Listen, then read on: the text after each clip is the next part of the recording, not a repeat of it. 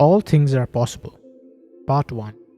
Neville Goddard, 11th March 1967. Jesus Christ is the true identity of everyone. His name forever and ever is I am. Therefore, when you say I am, you are declaring your true identity. Do you believe that all things are possible to someone called Jesus Christ, but not yourself?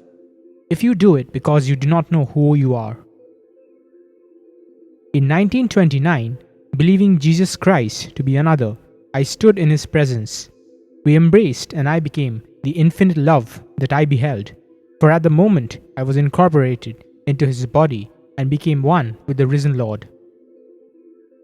Scripture tells us, no one has ever seen God except his only Son, who is in the bosom of the Father. He has made him known. This is true, for 30 years later, God's only Son made himself known to me. When I was incorporated into the body of God, I thought I was Neville. But 30 years later, when David of biblical fame exploded from within and called me Father, I knew I was God. Although to me, the David who said, I will tell of the decree of the Lord, he said to me, Thou art my son, today I have begotten thee, lived 1000 BC, and was not in any way related to me. Yet now I know the truth of the words. No one has ever seen God until he who is in the bosom of the Father makes him known. Only when my whole being exploded and God's son David appeared in the spirit and called me Father did I know my true identity. Now I know from experience that I am Jesus Christ, and there is no other God, no other Savior. I also know that you are and I came out of the body of the Lord Jesus Christ, and it is to that one body, one Spirit, one Lord, and God and Father of all, that we return via these experiences which take place within. Let me explain it in this manner. At the end of the 7th chapter of Luke, it is said that Jesus forgave a woman of her sins, at which time those who sat at the table with him said, Who is that who forgives sins? Then he went from village to village, teaching the good news of the kingdom of God. Mary Magdalene, Joanna, and Susanna went with him, providing for him out of their means. The scholars of the great interpreter's Bible, considered the most scholarly work as of the moment, made this observation regarding this passage, and I am quoting accurately. Jesus did not depend upon chance hospitality, but was supported by wealthy women.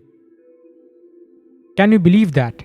They are speaking of the man who said, Whatever you desire, believe you have received it, and you will. And all things are possible to him who believes. Yet we are asked to believe that Jesus depended upon others. Why would these scholars say such a thing? Because they had not experienced Jesus Christ. This is not a story of 3 wealthy women, but of those who saw the empty tomb. These characters are eternal. They are those who told what they had seen by relating their own experience. It is said that the apostles who heard did not believe, as it seemed to them but an idle tale. This is followed by a story that the risen Lord walked with these women, and although they did not recognize him, he asked, What is it all about? And one replied, Do you not know they crucified the great prophet who was delivered into the hands of the elders and authorities? Then he said, Is it not necessary that Christ should suffer these things and then come into his glory? And beginning with Moses in the law and all the prophets, he interpreted to them in all the scripture the things concerning himself. Since it was late, they asked him to remain, and while seated at the table, he took bread, blessed, and broke it.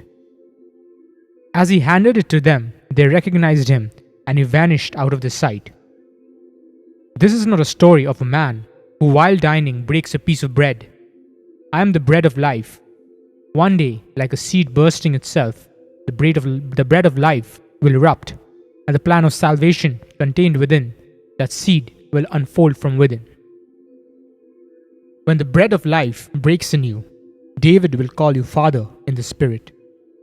Prior to this revelation, you will stand in the presence of the risen Lord, embraced and incorporated into his body.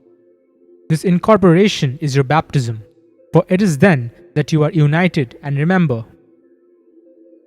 if you have been united with him in a death like his, you certainly shall be united with him in a resurrection like his.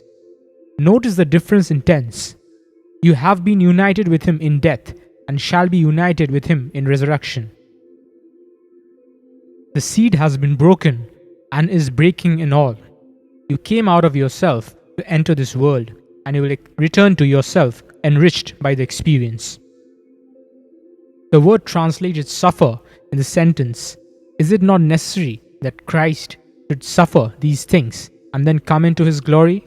Means to experience sensations.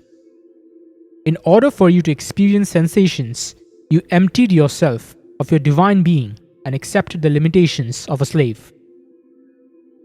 You committed yourself unto death to experience its sensations. Becoming one with death, you overcome it when you break this bread and are born from within. For unless this happens, you cannot enter the kingdom of God. When this happens, you will have lifted the Son of Man to the knowledge that I am He. Unless you know that, you will remain missing your goals and continue to die in your sins. There is no being talking to you from outside, as Jesus Christ is not another. You and I fulfill everything said of Him individually because of our uniqueness.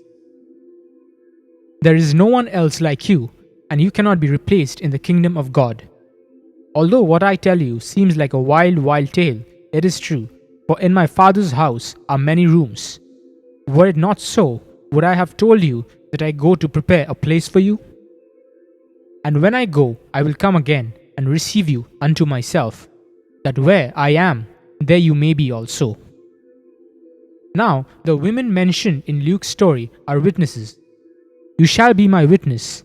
I will take you into the Father's house, where I will instruct you and tell you who I am. I can take you no further. You must find the Father in you, and this you will never do while looking at me as another.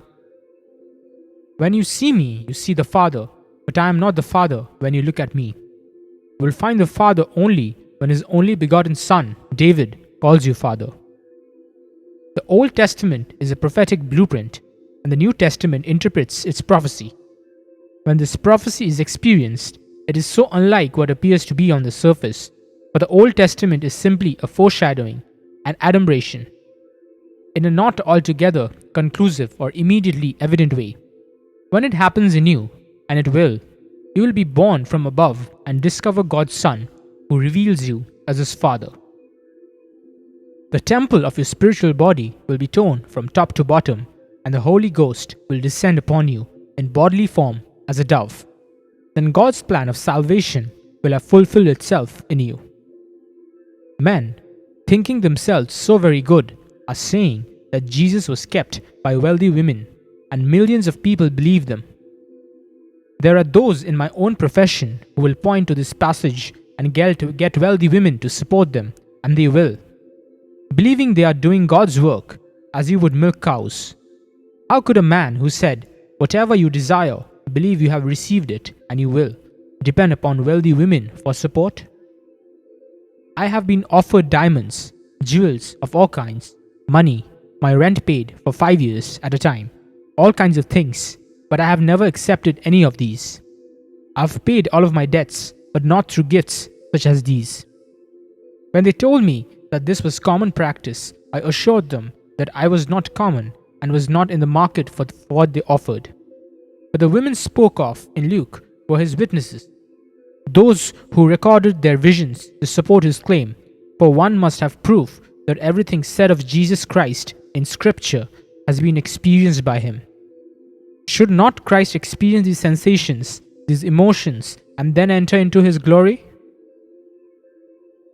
I have to have Scripture confirmed, for I am not just talking to you on this level, but on every level of your being. One friend followed me from place to place, from level to level, as I taught Scripture. In her letter, she said, "At each lecture, I became so excited, my heart began to split, and at the very end, I could hardly contain myself. Are we not told, did not our hearts burn within us when He opened unto us the Scriptures? What else is there? If you read a doctor's report in the morning paper and remember what the same doctor reported a year ago about the same condition of the human heart, you would find that the doctor had completely contradicted himself. Or perhaps he's only quoting another doctor. Well, if there are 1 million doctors, do you know you will find 1 million different treatments for the same disease? Treatments are more fashionable than the clothes you wear, changing often, but the word of God is forever. We are told, I am from above, you are from below. You are of this world. I am not of this world. If this is true, how can scripture be secular?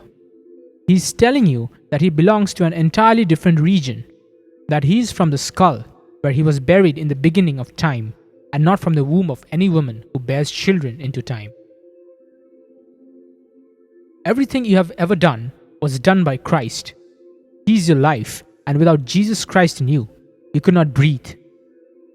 Allowing everything to happen, you will experience it all as you. Believe every precept literally, for it will be fulfilled literally. Believe that all things are possible to you and that you are what you want to be. Persist in that assumption and it will harden into fact. Having assumed the life you now live, no one can take it from you but yourself. You have the power to lay it down by no longer being conscious of it, and the power to pick it up again through consciousness. You are the cosmic Christ who nailed your power on humanity in 6 vortices at the 6-pointed Star of David. At the moment of sheer ecstasy, God began a good work in you, and He will bring it to completion as His predestined state unfolds from within. Now, let us go into the silence. Thank you.